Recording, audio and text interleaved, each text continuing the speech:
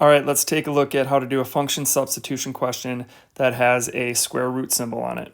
So that square root symbol is a radical, which means we need to calculate the stuff inside where we plug a number in for x and then we figure out the square root of it. So as you look at this first problem has f of 91. So if I'm going to take the 91, I am simply going to notice that it is in parentheses. And anytime it's in parentheses, it goes into the math problem for x. So therefore, I'm going to do a substitution of 91. Notice the second problem has f of x equals 12. That 12 right there is outside of the parentheses. That means it's going to go outside of the math problem like this.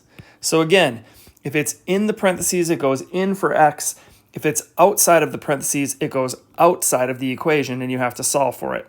So we're going to learn two different things here. Okay, so let's go ahead and figure this out. So I'm going to use 91 now as my number. So I'm going to put 91 right there for x. I'm going to minus off 10. Now technically, anytime you put a new number in for a letter, you should be putting it in parentheses like this just to show your substitution. Now all of that was underneath the square root sign, so that means I have the square root of 81, and if I know that 9 times 9 is 81, the square root of 81 is 9, which would be my first answer. Now on your graphing calculator, if you hit second square root, oops, hit the wrong button, second square root, it'll make a square root key. I could type in 91 minus 10, and it'll give me that answer, which is also kind of nice.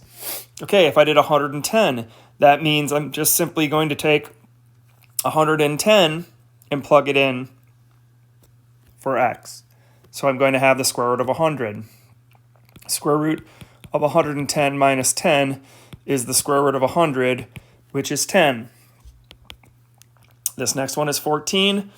If I put 14 minus 10, take the square root, that's going to be the square root of 4, which is 2. Finally, and I put it on the outside, I need to know the math that it takes to get rid of this square root bar. A square root bar is the opposite of squaring. So what I need to do to cancel this is I need to square both sides, because a square root and a squared are mathematical inverses of each other, and those would cancel. So now I've got 144 equals x minus 10. If you don't know that, you can just go over here and you can go 12 and hit the squared button, and then that'll give you 144. Okay, to solve this problem for x, I'm going to add 10 to both sides, and I would have 154 equals x, and that would be the number that I would have to put in the math problem. So essentially, I figured out that that's what was in there, that x would have to be 154, which eventually I would put into the original, take away 10, and I'd have 144. The square root of 144 is 12, so I know that it works. That is how you do function substitution questions.